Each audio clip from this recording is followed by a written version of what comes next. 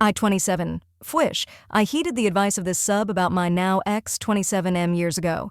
A couple years ago, I posted about a terrible on and off again relationship I was in that lasted for 4 years.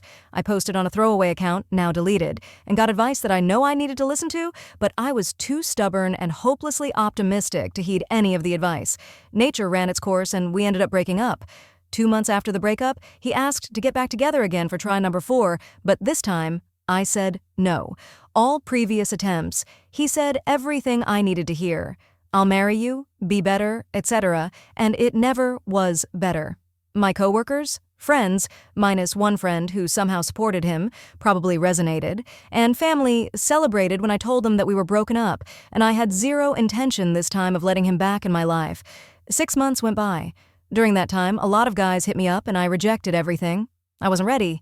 There were a lot of D-bags who just wanted one thing. At this point, I hadn't wanted to date anybody, which for me was crazy because I've always been in long-term relationships, 5YR, 1YR, 4YR.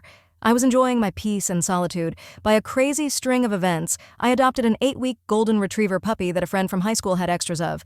That had always been my dream dog, and I wasn't a fan of breeders. Raising a puppy by myself on a 5th-floor apartment was one of the hardest things I've ever done. She's 6 months old now, and I would legit go to war for her. I didn't think I could ever do that alone. Out of nowhere, someone I felt I've always had good chemistry with reached out, and I was actually intrigued. I hadn't been excited about anyone up to this point. We've been dating officially for a few months now, and I can tell you that when you date the right person, it makes it glaringly obvious why the wrong ones didn't work. To summarize a long novel, if you feel you have to go to Reddit to get strangers to tell you to leave your partner, leave. It would have saved me a lot of heartache.